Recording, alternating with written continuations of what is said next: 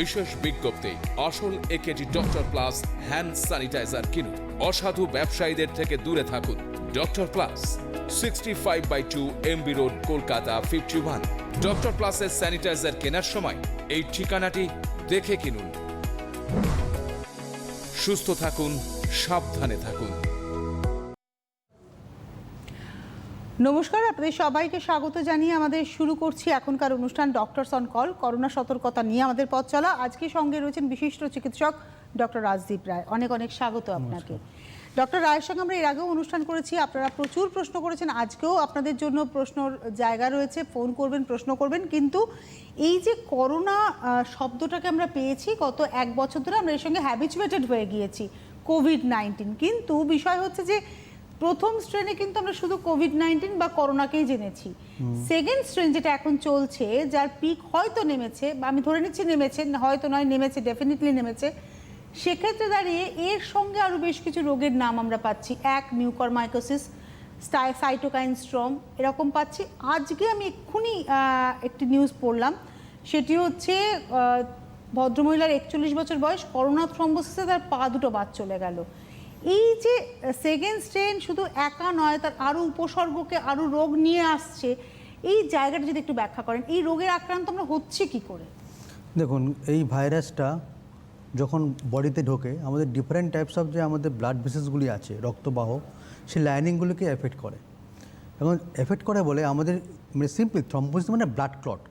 এক একটা ধমনী সেরার মধ্যে ব্লাড ক্লট হচ্ছে। ব্লাড ক্লট হলে কি প্রবলেমটা হয়, ধরুন একটা ধমনী একটা জায়গাতে হয়তো লিভারকে কোনো সাপ্লাই দিচ্ছে ব্লাডটা, সেই ধমনীতে যদি আমার ব্লাড ক্লট হয় তাহলে লিভারটা অকেজ হয়ে পড়বে। এই জন্যে কিন্তু বিভিন্ন সময় দেখা গেছে মাল্টি অর্গান ফেলিয়ার হচ্ছে আমার করোনার পরে। সুতরাং যদি কোনো পেশেন্ট দেখা গেছে 30% পেশেন্টদের ক্ষেত্রে এরকম করোনারি মানে থ্রম্বোসিস হয়। থ্রম্বোসিসটা মানে হচ্ছে ব্লাডটা জমে থাকে, ধরুন প্রথম পর্যায়ে ধরা পড়লো না, কিন্তু বাড়িতে যাওয়ার পরে অনেক সময় কি হয়, যারা আরেকটাভাবে হয় থ্রম্বোসিস, অনেক ধরুন লং টাইম সে বাড়িতে বসে রয়েছে বা আইসিইউতে ছিল, সেখানে প্রোটেকশন পায়নি, বা বাড়িতে বসেই বেশি নড়াচড়া করেনি, ওবেস পেশেন্ট, ডায়াবেটিস, তার সঙ্গে সিকেডি পেশেন্ট, যাদের এখানে এই সমস্ত কোমরবিডিটি আছে, তাদের কিন্তু ব্লাড ক্লটটা খুব কম, আর সেটা বাড়িয়ে দেয় হচ্ছে করোনা ইনফেকশন। এখন এই জন্যই বলা হয় যে করোনা যদি এরকম হয়, মডারেট টু সিভিয়ার কেসে আমরা যেটা অ্যান্টি কোয়াগুলেন্ট মানে যাতে ব্লাড ক্লটটা না হয় সেরকম প্রেসক্রাইব করে থাকি হাসপাতালে, সবাইকে দেওয়া হয় এটা, যাতে ব্লাড চলাচলটা স্বাভাবিক থাকে, পোস্ট কোভিড যে কমপ্লিকেশনগুলি অনেক কম হয়। মানে আমরা কি এটাকে পোস্ট কোভিড কমপ্লিকেশনস হিসেবে ট্রিট করবো, নাকি না কোভিড কমপ্লিকেশনস হিসেবে ট্রিট করব? এটা কোভিডের একটা কমপ্লিকেশন, যেটা আগেও ছিল। এই যে আপনি বললেন যেটা সাইটোকাইন স্টর্ম, এটাও কিন্তু ফার্স্ট ওয়েভে ছিল। সাইটোকাইন স্টর্মের এগেনস্টে কিন্তু আমরা এতটা পাইনি তো। হ্যাঁ, আমরা পাইনি কেন, তখন এবারে যেটা পিকটা মানে তাড়াতাড়ি উঠেছে পিকটা, আর এই যে আমাদের ওয়েভ টুটার কম্পিটিশনটাও বেশি হচ্ছে আগেরটার থেকে।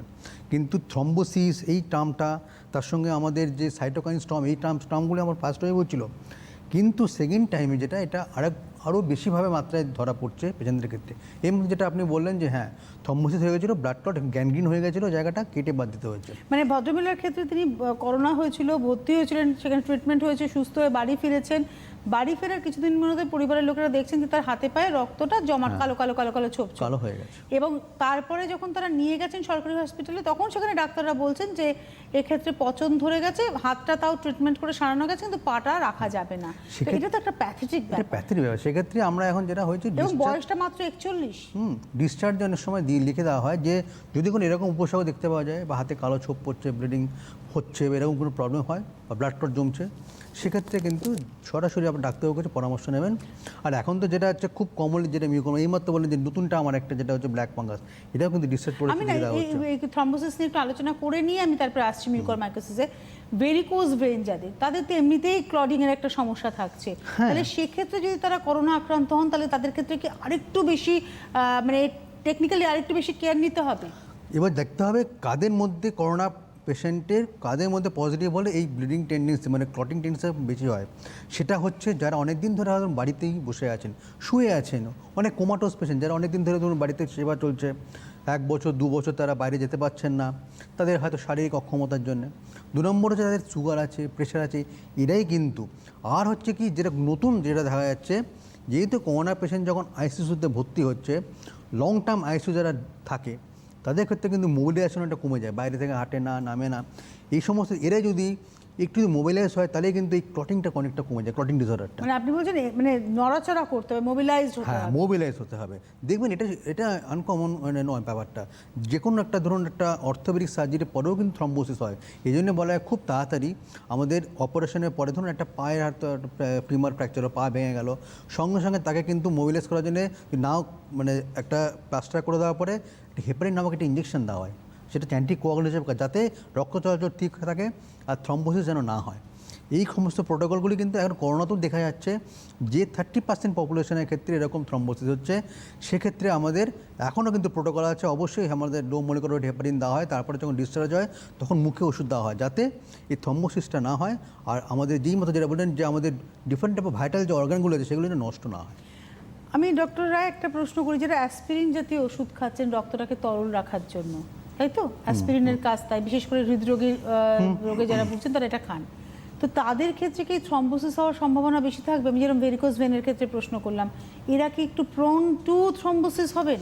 দেখুন, অ্যাসপিরিন তারপরে ক্লোপিডোগ্রাল এই সমস্ত ওষুধগুলো যারা খায় তারা অনেকটা কিন্তু সেফ, কিন্তু তার সঙ্গে সঙ্গেও হেপারিন জাতীয় যে একটা জিনিস পাওয়া যায় সেটা হচ্ছে অ্যান্টি কোয়াগুলিন।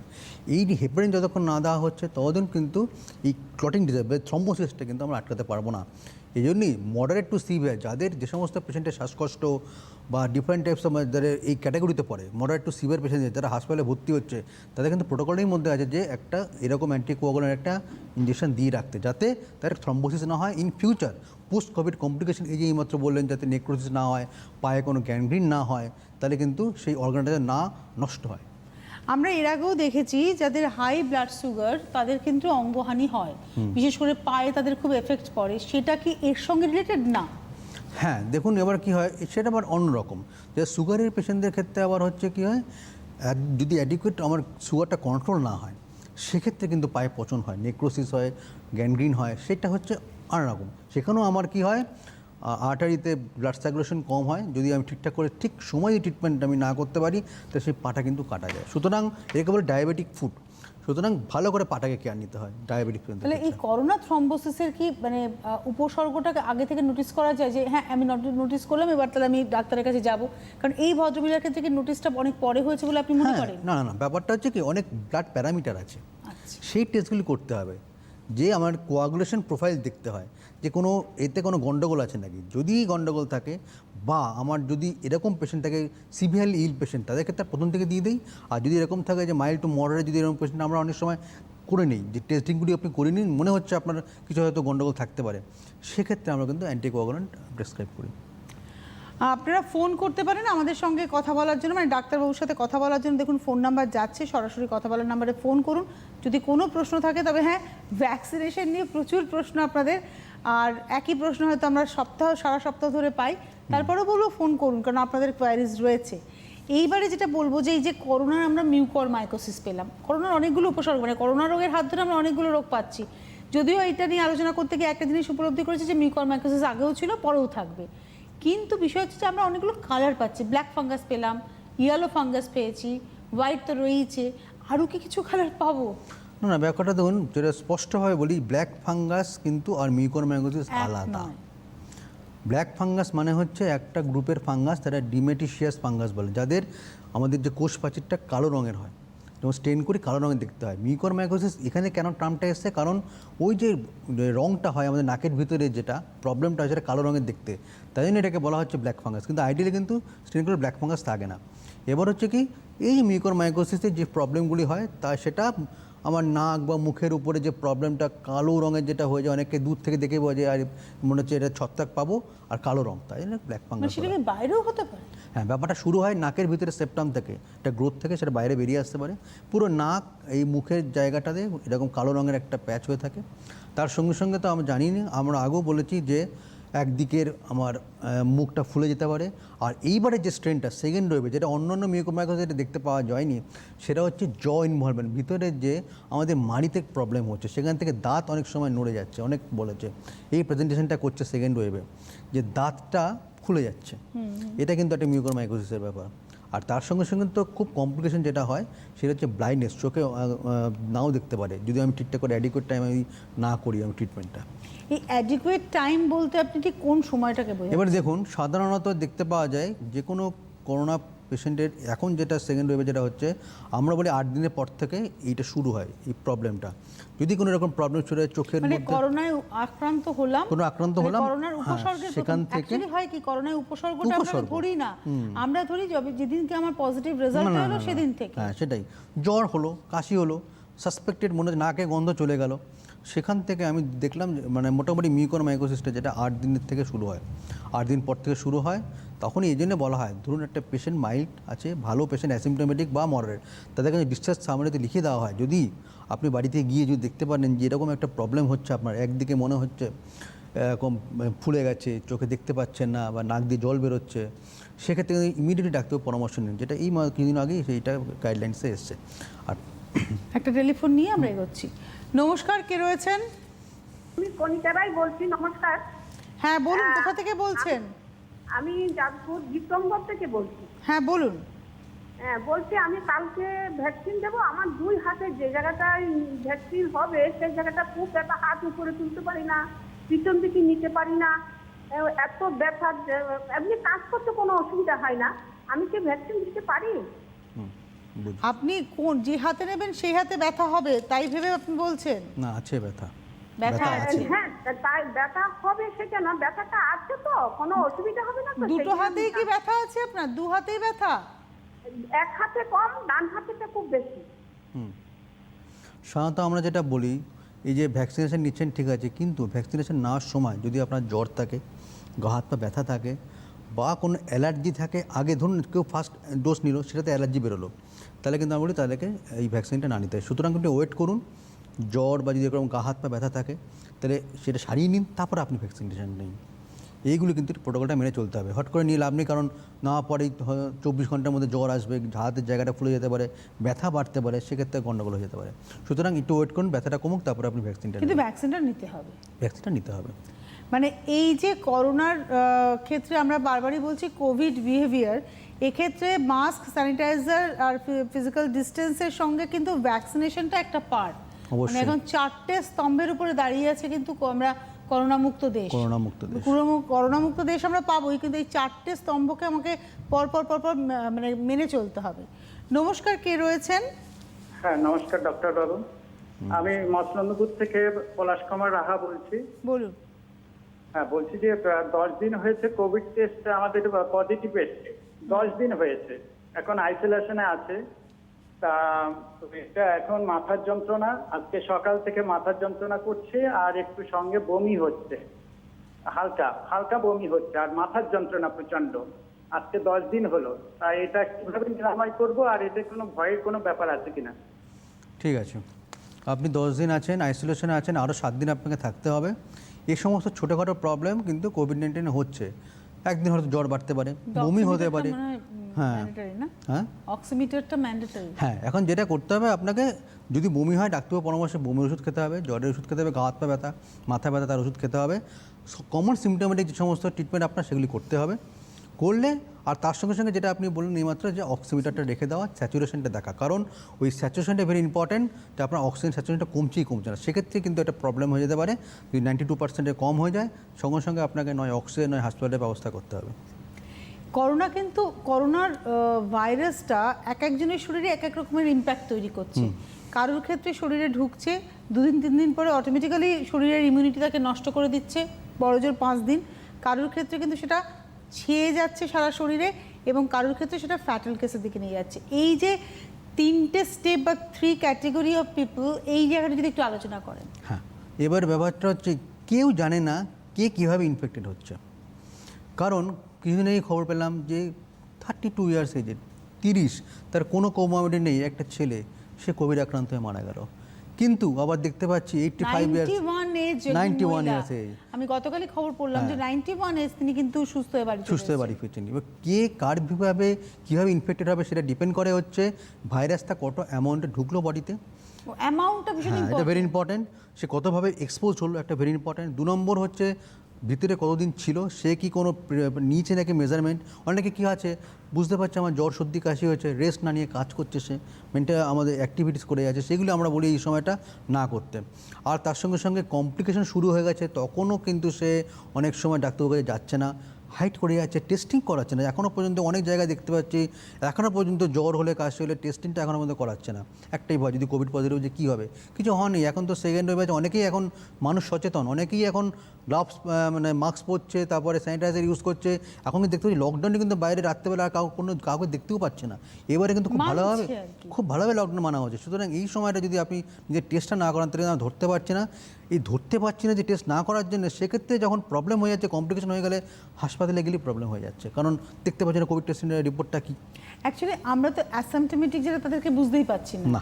মেবি আমি অ্যাসাম্পটোমেটিক হতে পারি, ডক্টর অ্যাসাম্পটোমেটিক হতে পারেন। আমরা বলছি এরকম যে অ্যাসাম্পটোমেটিক আমরা হয়ে থাকতে পারি, কিন্তু অ্যাসাম্পটোমেটিক যিনি তাকে তো আমি রেকগনাইজ করতে পারছি না, কিন্তু সিমটোমেটিক যিনি তিনি কিন্তু নিজে রেকগনাইজ হতে পারছেন।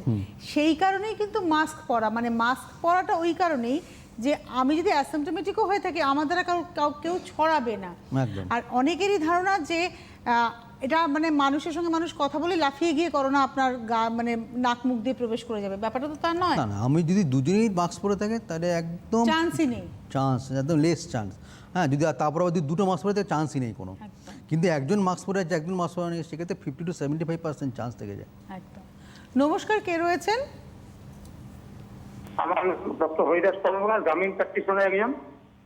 আমি গত 23 এপ্রিল আসে মানে ফার্স্ট ডোজ নিয়েছিলাম মার্চ মাসে, সেকেন্ড ডোজ নেওয়ার সময় পজিটিভ আসে। আমি কিছুদিন হোম আইসোলেশন থেকেছিলাম, তারপরে হসপিটালে গিয়েছিলাম, হসপিটাল থেকে চিকিৎসা হয়েছিলাম, তারপর 7 তারিখে সার্টিফিকেট এসেছি। আমি এখন সম্পূর্ণই ভালো আছি। আমার একটা প্রশ্ন হচ্ছে কি, এই যে ফলের সম্পর্কে যে মাইক্রোমাইকোসিস সম্পর্কে যেটা বলা হচ্ছে যে এই আম লিচু টিচু এই সমস্ত তো একটু করে দাগ টাগ থাকে, ওগুলাতে নাকি মানে ভালো লাগছে। কিন্তু আমরা ফল খাওয়া সম্পর্কে একটু বললে ভালো হবে, তেমনটা একটু ভয় লাগছে। দাদা আমি না আপনার কথা প্রথমে বলুন, আপনার নামটা কি? আমার নাম হরিদাস কর্মকার। আপনি কোথা থেকে ফোন করেছেন? আমি বিষ্ণুপুর বাঁকুড়া হতে করছি, বাঁকুড়া। আচ্ছা, আপনার করোনা হয়ে কতদিন, এখন কতদিন সুস্থতার কতদিন চলছে? হ্যাঁ, আমার 24 এপ্রিল 23 এপ্রিল হয়েছিল, 7 তারিখে হসপিটাল থেকে ফিরে এসেছি 7ই মে। এখন ভালো আছি, কোনো অসুবিধা আমার নেই। আচ্ছা, সব দিক দিয়ে সুস্থ আছি। তো আমি ওই আপনি বলছেন মিউকরমাইকোসিসের কথা, যে আম লিচুতে যদি কালো দাগ থাকে সেগুলো খাবেন কিনা, তাই তো?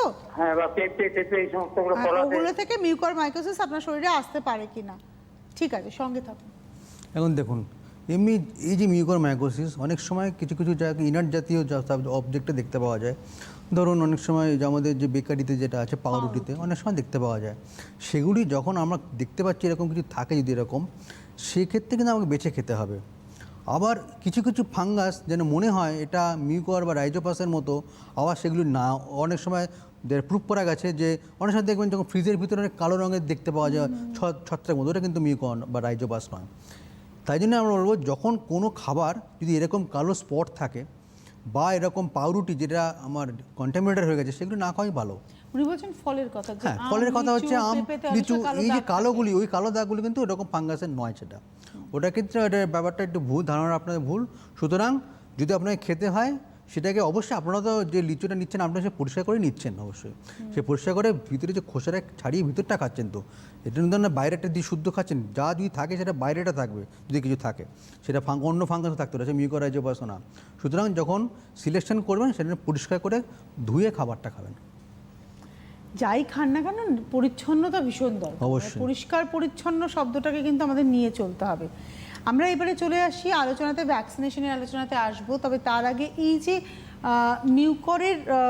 মিউকরমাইকোসিসের কথা হচ্ছে, এটা চলে যাওয়ার জায়গাটা কিভাবে আসবে, মানে আমরা কিভাবে বলবো যে না, কারণ এটা তো আমি আপনাদের সাথে অনুষ্ঠান করতে গিয়ে একটা জিনিস বুঝেছি যে মিউকরমাইকোসিস আগেও ছিল, এই স্টুডিওতেও হয়তো মিউকরমাইকোসিস রয়েছে, কিন্তু আপনি আক্রান্ত হব না, কারণ আমাদের এটা ইমিউনিটির সঙ্গে লড়াইটা হয় মূলত। কিন্তু তাহলে এটাকে আমি তাড়াবো কি করে? যেটা একটা প্রথম কথা হচ্ছে, এটা কিন্তু একজনের থেকে একজন ছড়ায় না, এটা একটা ব্যাপার। এটা ওই যে বলা হচ্ছিল যে একটা রোগী 403 না 406 জনকে আক্রান্ত করতে, এটা না, একজনের থেকে ছড়ায়, এটা কন্টাজিয়াস নয়। কিন্তু করোনা ভাইরাসটা কিন্তু একজনের থেকে একজনের ছড়ায়। এবারে যেটা করতে হবে, এখন যেটা দেখে যাচ্ছে পোস্ট কোভিড অনেক কমপ্লিকেশন হচ্ছে মিউকরমাইকোসিস, সেটা কিন্তু ট্রিটমেন্ট অ্যাডিকুয়েট করতে হবে।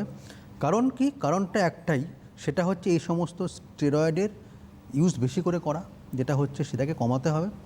আর যে 2 নম্বর কারণটা হচ্ছে কি, এই যে অক্সিজেন দিচ্ছি, ধরুন একটা জায়গায় অনেক পেশেন্ট, এবার তার মাধ্যমে যে এই যে হিউমিডিফায়ার যে জল যেগুলো থাকে অক্সিজেন দেওয়ার সময়, সেই জলটাকে ঠিকঠাক করে চেঞ্জ করা হয় বা ডিস্টিলেটর দেওয়া হয়, সেক্ষেত্রে কিন্তু অনেকটা কমবে। আর একটা হচ্ছে হসপিটাল কর্তৃপক্ষ একটা সবথেকে বড় ব্যাপার আছে, যে দেখা গেছে এই যে স্পোরগুলি, যেটা মিউকরের যে রাইজোবাসের যে স্পোরগুলি থাকে, বাইরেও থাকে ভিতরেও থাকে, বাইরে একটু বেশি থাকে ভিতরে থাকে। সুতরাং বাড়ির আমাদের যে হাসপাতালের বাইরে আর ভিতরটা ভালো করে পরিষ্কার করা রোজ দিন, তাহলে কিন্তু দেখতে পাওয়া যায় এই যে মিউকোরমাইকোসিস চান্সটা অনেকটাই কমবে। আর হচ্ছে আমার দিক থেকে কী কন্ট্রোল করতে হবে, সেটা হচ্ছে পেশেন্ট যারা আছে তাদের ক্ষেত্রে হচ্ছে সুগারটাকে কন্ট্রোল করতে হবে। সুগার বা যা ধরুন কোনো পেশেন্টে কোনো একটা ক্যান্সার হয়েছে, তার একটা ইমিউনোসাপ্রেশন ওষুধ খাচ্ছে, সেগুলো দেখতে হবে ডাক্তারের পরামর্শ নিয়ে। যদি এরকম কোনো সিমটমস হচ্ছে মনে হচ্ছে পোস্ট কোভিডের পরে, যে মনে হচ্ছে একটা দিকটা ফুলে যাচ্ছে, তো সঙ্গে সঙ্গে ওই স্টেরয়েডটা ডাক্তারের পরামর্শ বন্ধ করে আমার যে ইমিউনোসাপ্রেসিভ ড্রাগটাও বন্ধ করতে হবে তখন ঠিকঠাক করে। নমস্কার, কে রয়েছেন? নমস্কার, কে বলছেন? আমি শুভশ্রী বলছি, হ্যাঁ শুভশ্রী, কোথা থেকে? দিল্লি। বলুন। বলছি যে মানে আমি বাড়িতে এখন একাই থাকছি, তো ভ্যাকসিন তো চলছে সমস্ত জায়গাতে, কিন্তু ভ্যাকসিন নিতে যাওয়া বেশ ডিফিকাল্ট হচ্ছে, কারণ একা করে যাবো সেটা নিয়ে চিন্তিত আছি। তো পিপিই কিট করে যাওয়া যাবে ভ্যাকসিন সেন্টারে, তাহলে কি 100% প্রোটেকশন হবে? বুঝেছি যে আপনার যে কোশ্চেনটা, যে পিপিই পরে ভ্যাকসিন। দেখুন, মোটামুটি আমরা সবাই যারা ভ্যাকসিন নিয়েছি নর্মাল ডেসেই গেছি। এখন যদি আপনার ওখানে রেট খুব খুব খুব হাই থাকে, আমাদের দিল্লি সেরকম কমেছে তো, অনেক আগে তো কমেছে আগের কমেছে। থেকে, সেক্ষেত্রে পিপিই কিট পরে কিন্তু মানে এখনো পর্যন্ত কেউ নিতে যায়নি, আমি দেখতে পাইনি এখনো পর্যন্ত। কেন আপনাকে নিতে যাওয়ার সময় না ওরা হাতেই দেবেন, যারা অবশ্যই এটা দিচ্ছেন তারা খুলতে হবে। পর আর দিচ্ছেন। ওই যে পিপিই কিট আপনি 3 মিনিটের বেশি পরতে পারবেন না, বাইরে বেরোনো প্রচণ্ড ঘাম হবে। আর হচ্ছে কি, যখন আপনি ভ্যাকসিন নিতে যাবেন, যেখানেই যাবেন না কেন, সেখানে প্রোটোকলটা আপনাকে বলে দেওয়া হবে যে কখন আসবেন, কোথায় আপনাকে দেওয়া হবে, হাতে যে মাসেলটা দেওয়া হয়। এতে পিপিই পরে যাওয়া কোনো মানে হয় না। আপনি প্লেন ড্রেসে যাবেন, তবে অবশ্যই মাস্ক, আপনি মনে হয় ক্যাপ পরবেন, স্যানিটাইজার ইউজ করবেন, সবই করে যাবেন, সেটুকু প্রোটেকশন আপনি নিয়ে যাবেন। আর ফিরে এসে স্নান করবেন, জামা কাপড়টা অবশ্যই। ডিটারজেন্টে কেচে নেবেন, এটা তো করতেই হবে। এই করোনাকে তাড়ানোর জন্য না আমাদের একটু পরিচ্ছন্নতার শিক্ষায় শিক্ষিত হতে হবে। পরিষ্কার পরিচ্ছন্ন থাকলে কিন্তু আপনি এটাকে দূরে রাখতে পারবেন। আজকে মাস্ক পরাটা আমাদের দেশে এখন ম্যান্ডেটরি হয়ে গেছে করোনাকে কেন্দ্র করে, কিন্তু আপনি হিসেব করে দেখুন, হসপিটালে গিয়েছেন যখন কোনো ক্যান্সার পেশেন্ট আপনার সঙ্গে সামনে দিয়ে যাচ্ছে, দেখবেন তার মুখে কিন্তু মাস্ক আগেও ছিল। আমরা হয়তো তখন অবাক হয়ে দেখতাম, কিন্তু এখন মাস্ক আমাদের অঙ্গ হয়ে দাঁড়িয়েছে, মানব জীবনের অঙ্গ একদম মাস্ক। কারণ এটা এখন ভীষণ ইম্পর্টেন্ট। এবার মাস্কের কথা একটু আসি ডক্টর রায়, যে কী ধরনের মাস্ক মানে এলিজিবল আমাকে প্রোটেকশন দেওয়ার ক্ষেত্রে? অবশ্যই এখন তো সেকেন্ড ওয়েভ, তো এই সেকেন্ড ওয়েভে দেখা গেছে ইনফেক্টিভিটি রেট ফার্স্ট ওয়েভের যে ভাইরাসটা ছিল তার থেকে অনেক বেশি। সুতরাং আমরা বারবার বলছি দুটো মাস্ক ইউজ করতে, অ্যাটলিস্ট একটা হচ্ছে ট্রিপল লেয়ার বা কটন, আর একটা হচ্ছে N95। আর যদি আপনি দুটো ট্রিপল লেয়ার ইউজ করতে পারেন কোনো অসুবিধা নেই, কিন্তু ট্রিপল লেয়ারের যেটা একটি প্রবলেম, সেটা মানে একদিন পর ইউজ করার পর ফেলে দিতে হয়, মানে যেটা সার্জিক্যাল মাস্কটা যদি আপনি পরতে পারেন অবশ্যই। আর যারা এমনি নর্মালি বাইরে মানে বাড়িতেই থাকেন, তারা যখন বাইরে বেরোন তাদের ক্ষেত্রে আলাদা ব্যাপার, কারণ তাদের বেশিক্ষণ বাইরে থাকতে হয় না, তাদের ক্ষেত্রে ট্রিপল লেয়ার মাস্কটা ভেরি ইম্পর্টেন্ট। কিন্তু যাদেরকে রোজ দিনই যেতে হচ্ছে, তাদেরকে বলে এখন অনেকেই N95 অনেক কম দামে বিক্রি হচ্ছে, সেগুলি পরতে পারে। N95 কিন্তু খুবই ভালো। N95টা মেনটেন করবে কি করে মানুষ? মেনটেন করবে নর্মালি আমরা বাড়িতে, আমরা আগের দিনে বলেছিলাম, ওই একটা যে প্লাস্টিকের যেটা ইউজ হয় সেই প্লাস্টিকের ভিতরে ইউজ করার পর রেখে দেবে। হ্যাঁ, তারপর রেখে দেওয়ার পরে আমরা এটাও বলেছিলাম যে অনেকগুলো N95 মাস্ক কিনুন, তাহলে যে ধরুন 4টে কিনলেন বা 5টা কিনলেন, প্রথম দিন একটা ইউজ করলেন, সেকেন্ড দিন আরেকটা ইউজ করলেন, আবার ফার্স্ট দিনেরটা আবার 5 দিনের মাথায় করলেন। সেক্ষেত্রে কিন্তু 4 দিন থাকার পরে যে কোনো ভিতরে ভাইরাসটা যদি লেগেও থাকে উপরে, সেটা ইনঅ্যাক্টিভেট হয়ে যায়। এবার আপনি সেটা পরিষ্কার করে পড়তে পারেন, কোনো অসুবিধা নেই। কিন্তু অবশ্যই আমরা যেটা বলি, রোদের মধ্যে দিলে কিন্তু আল্ট্রাভায়োলেট রেতে এটা গন্ডগোল হয়ে যায়, নষ্ট হয়ে যায়, এর কার্যক্ষমতা, এফিকেসিটা কমে যায়। ডক্টর, আরেকটা প্রশ্ন আপনাকে করি, এই যে করোনা ভাইরাস, এটা সারফেসে কতদিন থাকে? আমার মেটালের প্রকার, আমরা ধরুন আপনি চশমা পরেছেন, ঘড়ি পরছি, আমরা হাতে আংটি আছে, চুড়ি আছে, তো সব তো বাদ দিতে পারবো না। তো সেক্ষেত্রে গলায় হার পরছি, সেক্ষেত্রে এর উপরে কতদিন থাকে? টাকা পয়সার উপরে কিভাবে থাকে এবং আমার শরীরে কিভাবে থাকে? অবশ্যই দেখুন, আমাদের এটা শরীরে তো থাকতে পারে হাতে, এখন যে কোনো জায়গায় 8 ঘন্টা থেকে 16 ঘন্টা মতো থাকতেই পারে। এখন সেক্ষেত্রে আমরা বলবো যে আপনি বাইরে যখন যাবেন ঘড়ি বা আংটি এগুলি কিন্তু খুব সেন্সিটিভ পার্ট, এগুলি কিন্তু পরিষ্কার করতে হয়। আপনি ঘড়িটাকে নিয়ে যে ব্যান্ডটা যেটা আছে ওখানে একটু আপনি 70% অ্যালকোহল দিয়ে পরিষ্কার দিলেন, যখন বাড়িতে ঢুকলেন ওটা দিয়ে পরিষ্কার করে দিলেন। এগুলি কিন্তু সেন্সিটিভ পার্ট, তাই জন্য বলা হয় যে আর আমাদের শরীর অবশ্যই আমরা তো এসে স্নান করছি, এই স্নানও না করি সাবান জল দিয়ে যেটুকু আমার জায়গায় এক্সপোজ জায়গা সেটুকু জায়গা ভালো করে দিয়ে সাবান জল দিয়ে পরিষ্কার কেউ করতে পারি। বেরোলেন তার শরীরের মধ্যে করোনা ভাইরাস প্রবেশ করতেই পারে, তাহলে তার কি কাজটা হবে গার্গেল করে সেটাকে দূর করে, নাকি না ভয় পান না না, দেখুন সে তো বেরোচ্ছে মাস্ক পরে, ঢুকবে তো নয় মুখ দিয়ে নয় নাক দিয়ে। ধরুন এলো আর কোনো কারণে চা খেতে গেলেন বা হ্যাঁ, কিছু হলো, সেক্ষেত্রে আমরা কিছু ওইভাবে যে গার্গেল করে বা ইনহেলার নিয়ে বা এরকম ভেপার নিয়ে কিন্তু ভাইরাসটাকে আমরা মারা যায় না। যাবে না। না, যে ঢুকে গেছে সে ঢুকে গেছে। এখন আমরা যেটা বলি, এই যে কোভিড হওয়ার পরে যে সমস্যাগুলি তৈরি হয়, যে একটু খুসখুসে কাশি, সেগুলিকে আমাদের জাস্ট আমাকে যেহেতু সিমটোমেটিক ম্যানেজমেন্ট, তাই জন্য আমরা বলি গার্গেল করুন, পেশেন্টের যে গলার রিলিফটা পাবে, আপনি স্টিম নিচ্ছেন কাশিটা একটু কমবে, এইগুলি কিন্তু হয়। কিন্তু ওই করার পরে এসে অনেকে দেখতে পাচ্ছি দুবার করে গার্গেল করছে, তারপরে এসে ভেপার নিচ্ছে, স্টিম ভেপার নিচ্ছে 4 বার করে, তাদেরও কিন্তু করোনা হচ্ছে। এবং অনেকে আমরা জানি যে ফার্স্ট মানে আমি করি, বাড়িতে ফিরে গিয়ে পেপার নিচ্ছি, যেহেতু বাইরে বেরোচ্ছি, বাড়িতে আমি একমাত্র একজন, তারপরে বাড়িতে ফিরে গিয়ে পেপার নিচ্ছি। তো যেটা ঠিক আছে, কিন্তু সব কিছুরই মানে কোনো কিছু বেশি ভালো নয়। আচ্ছা, এবারে কি হয়, আমরা তো ফার্স্ট টাইমে অনেক ওষুধে যে যখন বড় প্রোফাইল অনেকে আমার জানাশোনা অনেকেই খেয়েছে, এখনো ওষুধ খেয়ে যাচ্ছে, আজকে 1 বছর অনেকেই ধরে খাচ্ছে, জিঙ্কোভিটটা চলছে, জিঙ্কোভিট চলছে, আইভারমেকটিন অনেকে খাচ্ছে, কিন্তু তারা অনেকেই কিন্তু পজিটিভ হয়েছে। সুতরাং এই ভাইরাসটা কখন কীভাবে ঢুকবে কিন্তু কেউ জানে না, কখন কীভাবে ঢুকবে। কিন্তু একটা কিন্তু প্রোটেকশন দেবে, সেটা আপনার মাস্ক যদি ঠিকঠাক, কারণ ঢুকবেই দূরের রাস্তা দিয়েই। আপনি যদি মাস্কটা ভালো করে ইউজ করেন, আর অবশ্যই যদি আপনি কোথাও সারফেসে হাতটা দিয়ে থাকেন, সঙ্গে সঙ্গে যদি মনে হয় যে এই জায়গাটা ভালো নয়, জায়গাটা এমন একটা কন্টামিনেটেড জায়গায় হাত দিতেন, সঙ্গে সঙ্গে হাতটা পরিষ্কার করে নেবেন। মানে আমরাই যেমন এখানে অনুষ্ঠান করছি, আমরা কিন্তু এখানে হাতটার মুখে দেবো না। না, সেটা এবারে আমি যেটা করবো, এই বেরিয়ে যাওয়ার সময় হাতটা ভালো করে স্যানিটাইজার দিয়ে পরিষ্কার, তাই জন্য স্যানিটাইজারটা পকেটে রাখতে হয়। একদম, মানে এটা একদম মানে অভ্যেস করে দেওয়া, এটা অভ্যেস করে দেওয়া। মানে যখন স্কুল খুলবে, কলেজ খুলবে, প্রত্যেকের ব্যাগে স্যানিটাইজার থাকতে হবে, সেই এলাকায় স্যানিটাইজার থাকতে হবে, স্কুল কলেজের বারান্দায় স্যানিটাইজার থাকতে হবে, অফিসের যেমন আমাদের অফিসের প্রত্যেকটা টেবিলে টেবিলে স্যানিটাইজার, এরকমভাবে স্যানিটাইজার রাখতে হবে। আমাদের সঙ্গে একজন বন্ধু আছেন, নমস্কার, কে রয়েছেন? আমি নদিয়া কৃষ্ণনগর থেকে বলছি। নমস্কার, একটু জোরে হবে, হ্যাঁ বলুন। আমি নদিয়া কৃষ্ণনগর থেকে বলছি। হ্যাঁ, আমার নাম সৌদি কর্মকার। হ্যাঁ বলুন। তো স্যারকে আমার একটা প্রশ্ন আছে, যে আমি গত এপ্রিলের 30 তারিখ পজিটিভ হয়েছিলাম, তো এখন আমি পুরোপুরি সুস্থ। তো এই প্রবলেমটা হবে না আমার রাত্রেবেলা, না একটু ঠান্ডার দোষ আছে আমার। ঠান্ডাটা কি রাত্রেবেলা ঘুমোলে মানে নাক নিঃশ্বাস বন্ধ হয়ে যায়, নাকের ওই দুখানা নাকি বন্ধ হয়ে যায়, সেইটা না এখন দেখছি কি অল টাইম, দিনের বেলা হয়ে যাচ্ছে অনেক সময়, নাকে যদি কোনো একটা অটিভি ড্রপ টানছি তারপরে নাক খালি হচ্ছে, কিন্তু তাকে মনে হচ্ছে নিঃশ্বাসটা ঠিক মতন ক্লিয়ার বন্ধ আসছে না আমার নাকে। এটার জন্য আমি কি করতে পারি? এবং হচ্ছে লিভারের প্রবলেম থাকলে, হ্যাঁ আমার মা হচ্ছে লিভারের একটু ফ্যাটি, লিভারটা একটু বড়, তো তার জন্য কি মাকে ভ্যাকসিন দিতে পারবো? হ্যাঁ, আর দ্বিতীয় হচ্ছে এই বাচ্চাদের এই করোনা হওয়ার পরে, এই করোনাটা হওয়ার পরে কি আমার কি আবার রিপ্লাই করোনা ব্যাক করতে পারে কিছুদিনের মধ্যে, না 1-2 বছরের মধ্যে করতে পারে, সেটা একটু জিজ্ঞাসা করা ছিল।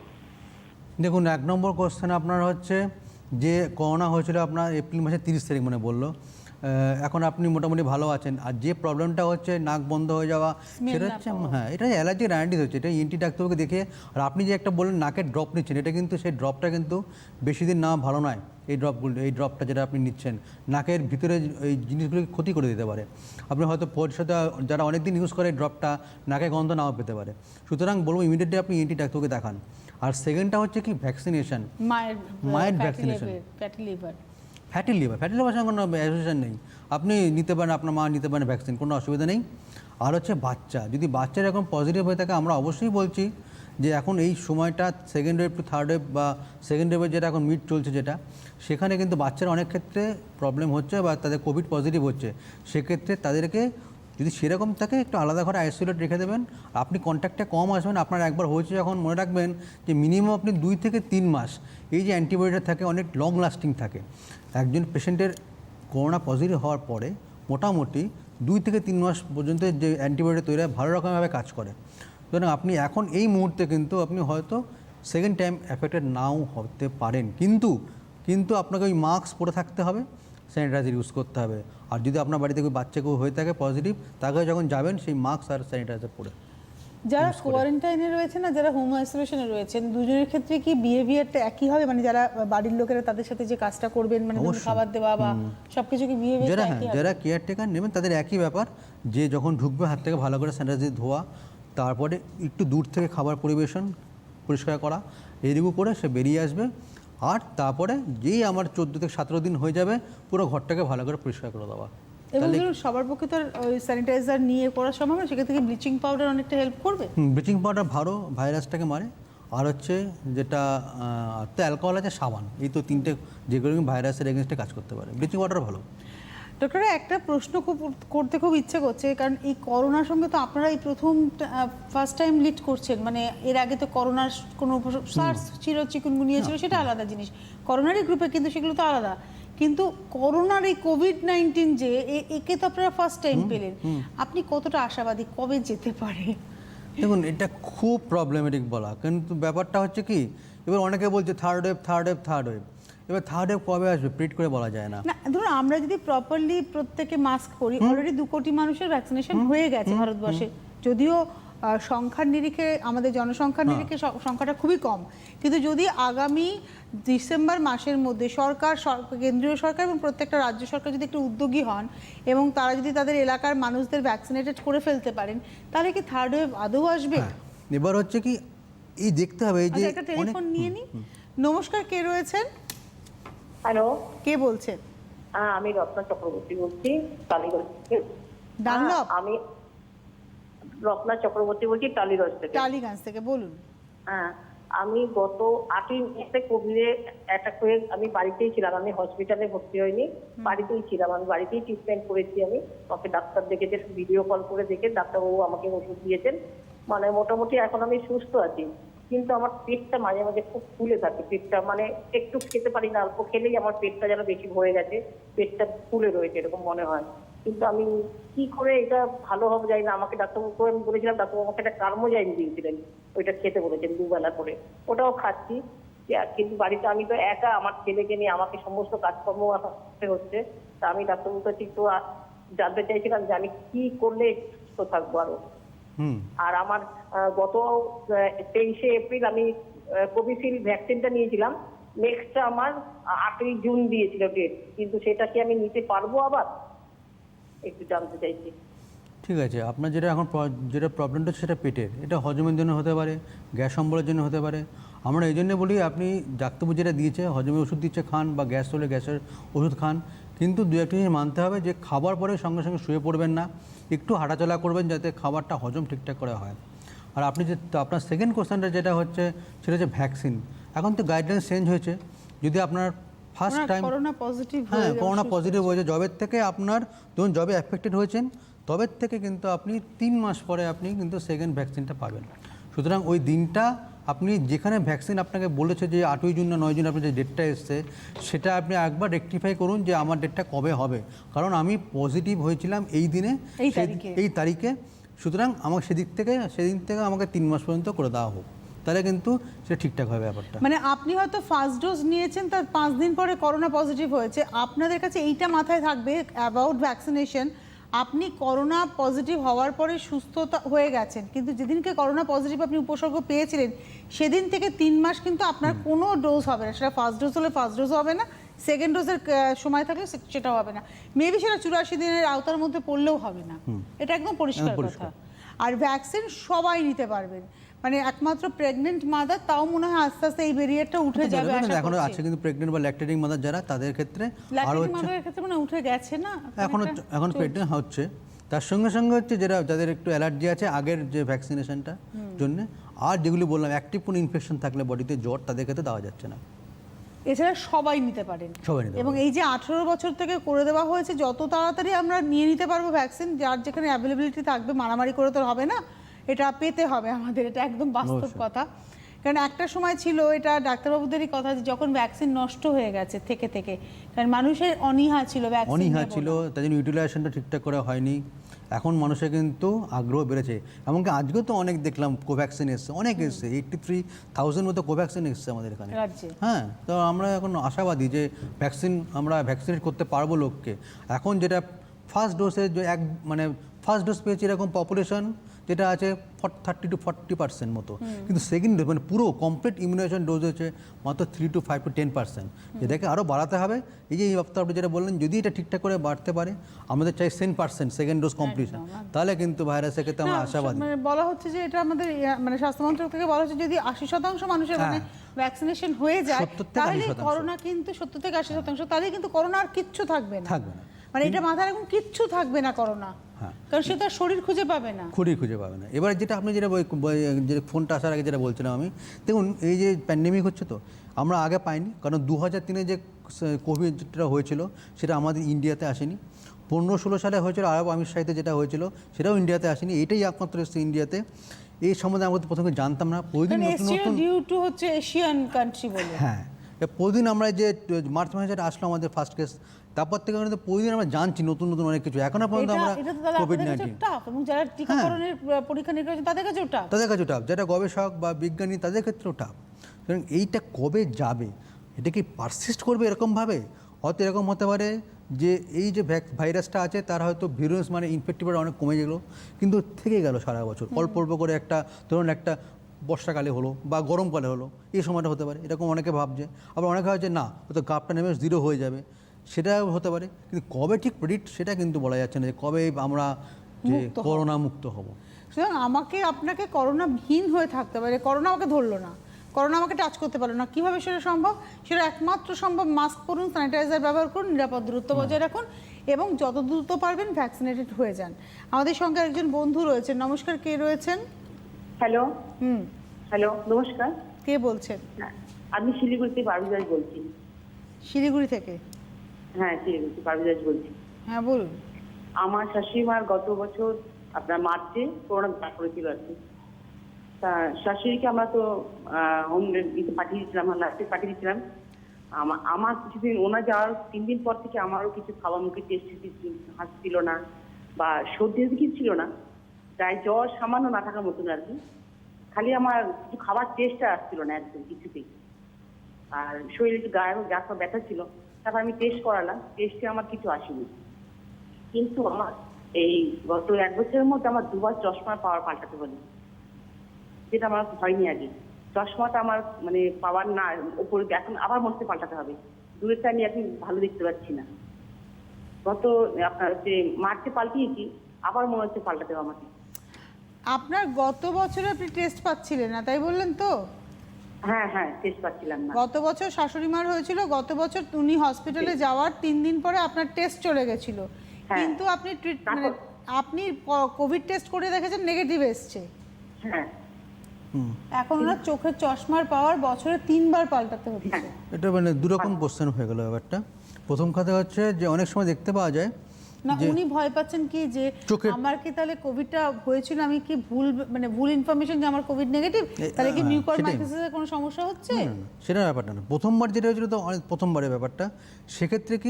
সেক্ষেত্রে হচ্ছে আপনার যেটা যে অনেক সময় দেখতে পাওয়া যায় যদি খুব তাড়াতাড়ি করে ফেললেন আমার PCR টেস্টিংটা, সেক্ষেত্রে অনেক সময় কিন্তু বা আপনি র্যাপিড অ্যান্টিজেন টেস্ট করলেন, অনেক সময় সেটা নেগেটিভ চলে আসতে পারে।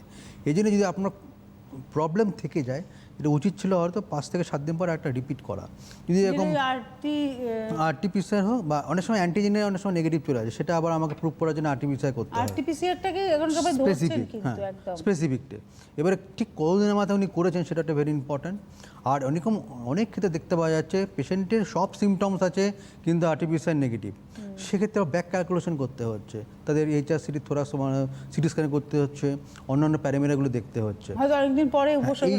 এইটা হচ্ছে সেকেন্ড ওয়েভে খুব কমন হচ্ছে। ফার্স্ট ওয়েভে যেটা শেষের দিকে আমরা পেয়েছিলাম নভেম্বর ডিসেম্বরের দিকে, এই প্রবলেমগুলো চলে আসছিল যে কোভিড PCR নেগেটিভ কিন্তু সব সিমটমস কোভিডের মতো। এইগুলো কিন্তু এখন মাথাচাড়া দিচ্ছে অনেক যারা রিসার্চার গবেষক, এরা নিয়ে ভাবছেন যে এটা উল্টোটাও হচ্ছে এরকম। আমাদের সঙ্গে আরেকজন বন্ধু আছেন। নমস্কার, কে রয়েছেন? আমার নাম হচ্ছে মনোজিৎ মজুমদার, ইউনিভার্সিটি থেকে বলছি। বলুন। আমার 3টে প্রশ্ন আছে। প্রথম প্রশ্ন, একটু আমি আপনাকে রিকোয়েস্ট করি একটু নেটওয়ার্কে আসুন, কথাটা কেটে কেটে যাচ্ছে। এক সেকেন্ড। আমার প্রথম প্রশ্নটা হচ্ছে যে এই ডাক্তারবাবু একটু আগে ওই N95 মাস্কের কথা বলছিলেন, তো ওটা কি আমি ধরুন আমি N95 ইউজ করি, বাট আমি একটি মাস্ক গেছে আবার পরের দিন ইউজ করি, তো সেইভাবে কি ইউজ করা যাবে? আর যেভাবে ইউজ করা যাবে সেভাবে একটা মাস্ক কদিন ইউজ করা যেতে পারে? এর প্রথম প্রশ্ন। দ্বিতীয় প্রশ্নটি হচ্ছে যে আমরা তো বাইরে যখন যাচ্ছি আমার তো সাবান জলের অপশন থাকছে না, স্যানিটাইজার দিয়ে হাত পরিষ্কার করতে হচ্ছে। তো সেক্ষেত্রে যে অ্যালকোহল বেস স্যানিটাইজার সেটা কি 100% প্রুফ যে আমার হাতে দিলে হাতে কোনো ব্যাকটেরিয়া ভাইরাস থাকবে না? এটা দ্বিতীয় প্রশ্ন। আর তৃতীয় প্রশ্নটি হচ্ছে আমি যে বাজার থেকে কাঁচামাল আনছি, শাক সবজি ফলমূল দুধ যা আসছে, এইগুলো তো আমি সার্ফেস জলের মধ্যে একদম বালতিতে যা ডাইরেক্ট চুবিয়ে দিচ্ছি। তো এইভাবে যে পরিষ্কার করছি এটা কি পদ্ধতিটা ঠিক হচ্ছে? এই তিনটে প্রশ্ন। সঙ্গে থাকুন, ধন্যবাদ। প্রথম কোশ্চেনটা ওনার ছিল এই হচ্ছে N95 উনি ধুয়ে ব্যবহার তিনি করছেন। ধুয়ে ব্যবহার করা যাবে না N95। কটন মাস্কটা আপনি ধুয়ে ব্যবহার করুন, অনেক ভালো। N95 ধুয়ে হলেও কার্যকারিতা অনেকটাই নষ্ট হয়ে যাবে। অনেকের ক্ষেত্রে কী করে, অনেকে দেখেছি ওই N95 ইউজ করে বাড়ির কোনো একটা জায়গায় ঝুলিয়ে রাখে, সেটাও কিন্তু অনেকে করে। বা অনেকে কি প্লাস্টিকের মধ্যে রেখে দেয়, ওটাকে সেভ করে রেখে দেয়, পরের দিন বা তারপরের দিন ইউজ করলো, এটা আপনি করতে পারেন। কিন্তু পরিষ্কার করে দেওয়া মানেই হচ্ছে যতবার পরিষ্কার করবেন তত ভিতরে যে ছিদ্রগুলো আছে সেগুলো আরও বড় হতে থাকবে। আরও আপনি যখন ওটা আর 95% আর হবে না, ওটা আরও কার্যকারিতা হয়তো 40 চলে আসবে। সেক্ষেত্রে বলবো আমরা ওটা করবেন না। আপনার 2 নম্বর কোশ্চেনটা ছিল হচ্ছে ওনার আরেকটা কোশ্চেন যেটা সেটা হচ্ছে সবজি বাজার করছেন। সবজি বাজারে যেটা করছে, অবশ্যই এখন যেটা করছে নয়, জলের মধ্যে আপনি চুবিয়ে দিন, বা অনেকে যেটা করছে সাফ জলের মধ্যে চুবিয়ে দিয়ে পরিষ্কার করে দিচ্ছে, এগুলি করতে পারেন, কোনো অসুবিধা নেই। আর যেগুলি প্লাস্টিক যেগুলি পাওয়া যায়, এটা ধরুন হলুদের গুঁড়ো, সেগুলো কিন্তু আপনি ভালো করে পরিষ্কার করতে পারবেন বাইরে এসে, এগুলো একটা করতে পারেন আপনি, এটার ক্ষেত্রে কোনো অসুবিধা নেই। আর অনেকেই যেটা করছে এনে একদিন রেখে দিচ্ছে কমন জায়গায়, তারপরের দিন জল দিয়ে ধুয়ে রেখে দিচ্ছে, সেটাও করতে পারেন আপনি।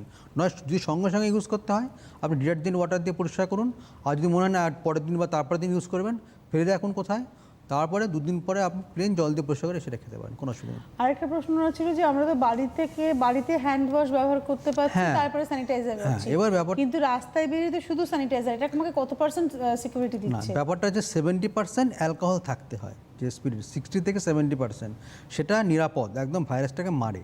আর 2 নম্বরটা কি, যদি কোনো আগেও আমরা বলেছি, যদি কোনো হাতে নোংরা থেকে যায়, ভিজিবল যদি কোনো নোংরা থাকে, সেটা কিন্তু স্যানিটাইজার দিয়ে ভালো করে পরিষ্কার হয় না।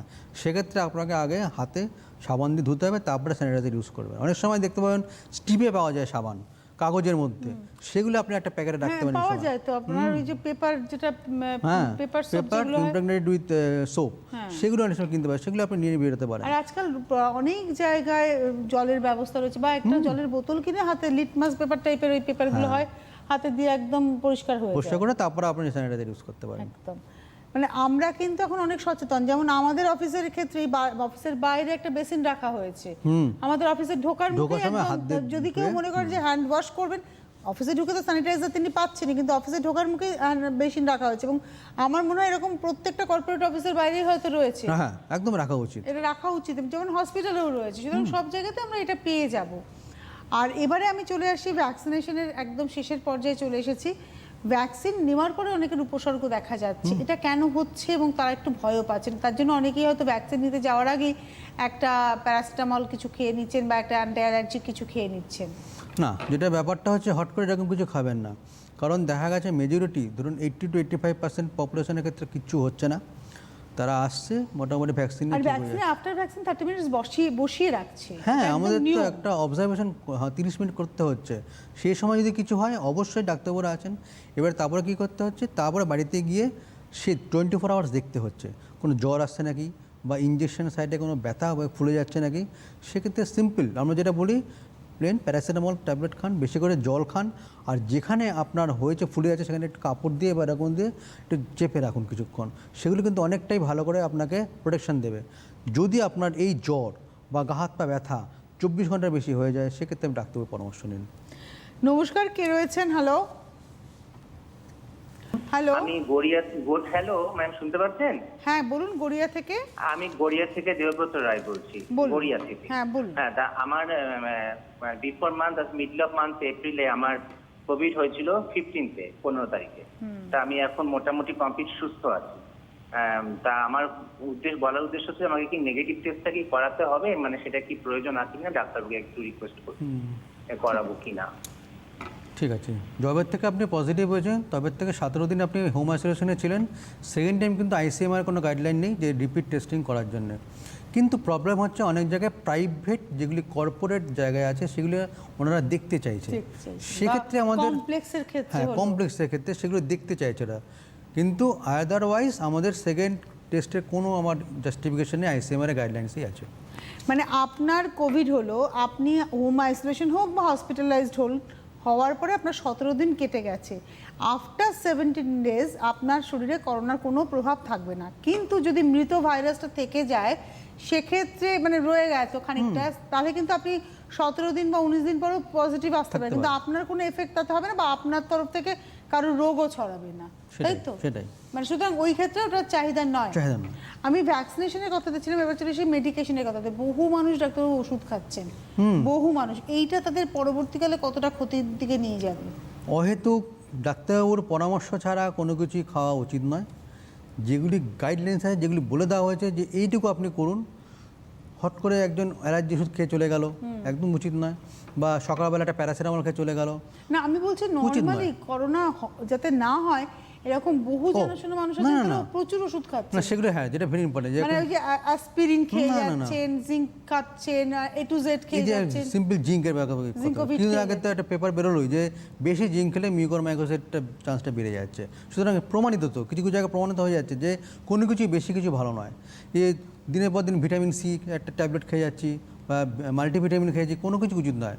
সিম্পল আমাদের খাবার যে আছে সুষম খাদ্য, তার মধ্যে অনেক প্রোটিন ভিটামিন আছে। ছোলা খান না, ছোলা খান, জিঙ্ক পাচ্ছেন, ডিম খান, তারপর লেবু খান, লেবুতে অ্যাডিকুয়েট অ্যামাউন্ট, আমলকি খান অ্যাডিকুয়েট অ্যামাউন্ট, বা পেয়ারা খান, তার মধ্যে ভিটামিন সি আছে।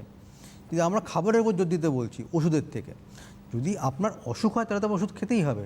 এই সমস্ত ওষুধ বা তার যে কমপ্লিকেশানগুলো, তার কোনো প্রিভেন্টিভ কোনো কিন্তু ওষুধের রোল নেই।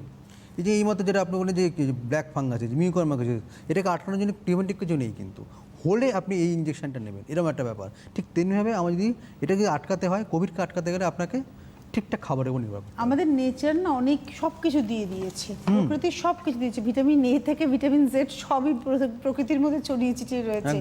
এবং ওই একটা ওষুধে সিনথেটিক মেডিসিন নিতে নিতে যখন আপনার শরীর আর কাজ করবে না, তখন কিন্তু প্রকৃতির জিনিসও আপনার উপরে কাজ করবে না। তাই প্রথমেই থাকতে হবে প্রকৃতির হাতে, তাই না?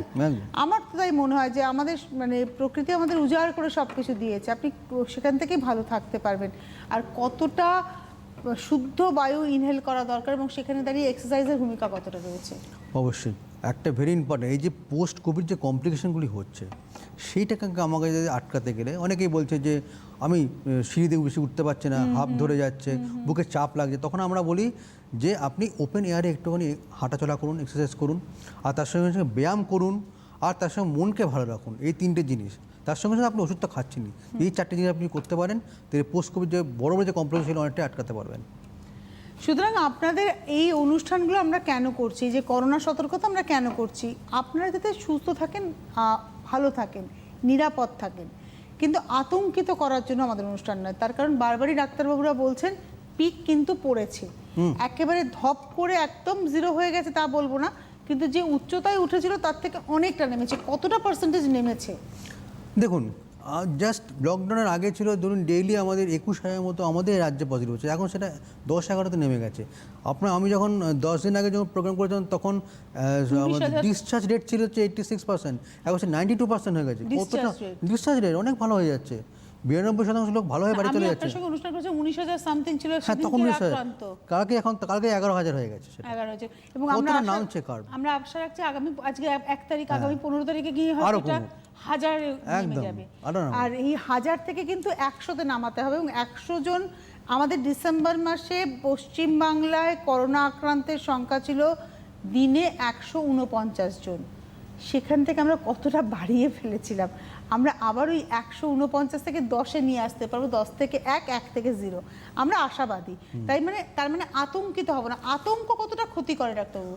এই যে সাইটোকাইন স্ট্রমটা কি আতঙ্কের কারণেই হয়? না, সাইটোকাইন একটা বডি ইনফ্লামেশনের একটা প্রবলেম, সেখান থেকে চলে আসে। যারা মডারেট টু সিভিয়ার পেশেন্ট হয় সেক্ষেত্রে তাকে আটকানোর জন্য আবার ডিফারেন্ট টাইপস অফ ওষুধ আছে, পেশেন্ট ভালো হয়ে যাচ্ছে।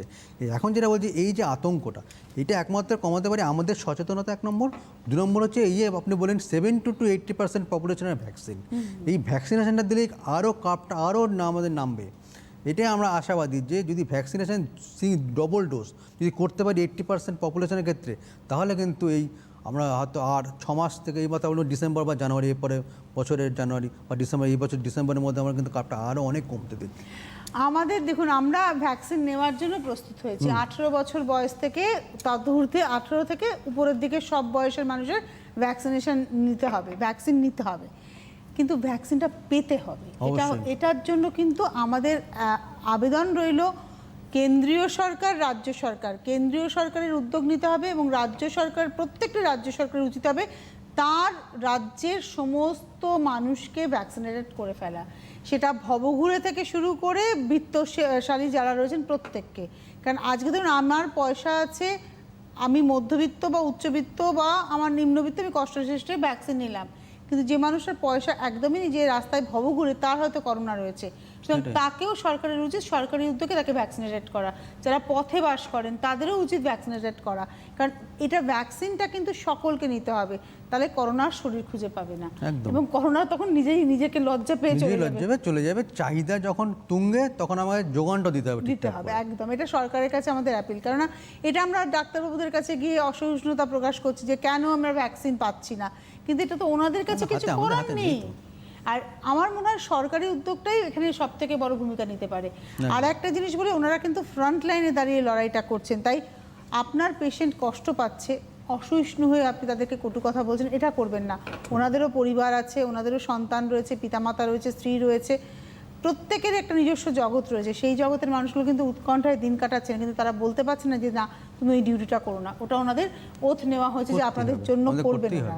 কিন্তু তাই বলে তাদের সেই যোগ্য সম্মান, যে তারা যে এই যে লড়াইটায় সামনে দাঁড়িয়ে লড়াইটা লড়ছেন, তাদেরকে সেই জায়গাটা আমাদের দিতেই হবে। কারণ যখন সবাই সরে গিয়েছিল তখন কিন্তু ডাক্তাররাই এগিয়ে এসেছিল, নার্সরাই এগিয়ে এসেছিল, স্বাস্থ্যকর্মীরাই এগিয়ে এসেছিল। আজকে যদি এই মানুষগুলো এগিয়ে না আসতো, এরাও যদি ভয় পেয়ে পিছিয়ে যেত, লকডাউন ঘরের দরজা বন্ধ করে বসে থাকতো, তাহলে আজকে ভারতবর্ষকে আর খুঁজে পাওয়া যেত না। সব মানুষকে করোনা খেয়ে একেবারে গ্রাস করে ফেলতো। এইগুলো না একটু মানবিকও হতে হবে। আমরা সবসময় তো খুব প্র্যাকটিক্যাল কথা বলছি, প্র্যাকটিক্যাল হচ্ছে, কিন্তু একটু মানবিকভাবে ভাবতে হবে। সব কিছুতে একটা মানবিক দিক তো রয়েছে। আর কারোরই তো কাম্য নয় লকডাউনটা হোক, কারণ বহু মানুষের কর্মহীন হয়েছে, বহু মানুষ না খেয়ে রয়েছেন, একবেলা খাচ্ছেন, কিন্তু তারপরেও বলবো হয়তো 15 তারিখের পরে যদি আমরা সবটা মানতে পারি, 15 তারিখের পরে এই ওয়েভটা কমবে, আমরা আবার নর্মাল জীবন পাবো, এবং পেলেও মাস্ক, স্যানিটাইজার এবং নিরাপদ দূরত্ব। আরেকবার একটু আপনি বলবেন ডাক্তার, মাস্ক, স্যানিটাইজার। অবশ্যই মাস্ক, স্যানিটাইজার, আর একটা হচ্ছে সোশ্যাল ডিস্টেন্সিং আর ভ্যাকসিনেশন। এটা যদি করতে পারি, এই যে এখন যে আমরা লকডাউন, সেটাকেই আমরা কাটিয়ে উঠতে পারবো। হয়তো আমরা ইন ফিউচারে আনলক আবার দেখবো, আস্তে আস্তে আবার নর্মাল সিচুয়েশন হয়ে যাচ্ছে।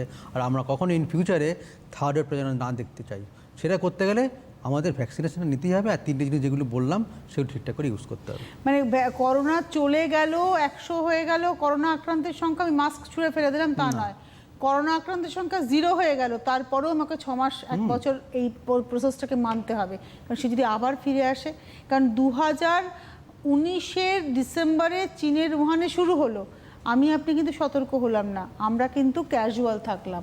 এবং শুধু ক্যাজুয়াল নয়, সবথেকে বড় অনৈতিক কাজ হলো আমি বিদেশ থেকে এলাম, আমি হতেই পারে আমি অ্যাসিম্পটোমেটিক ছিলাম, আমি সারা এলাকা ঘুরে ফেলাম। যখনই কেউ বিদেশ থেকে আসবেন তাকে একটুখানি কোয়ারেন্টাইনে থাকতে হবে এখন, যে যেখান থেকেই আসি না কেন। সাপোজ আপনি বিহার থেকে কলকাতা এলেন, একটু কোয়ারেন্টাইনে থাকুন, তা নইলে কিন্তু এই রোগটাকে আমি আটকাতে পারবো না। আমাদের যেন তেন প্রকারে এই রোগটাকে আটকাতে হবে।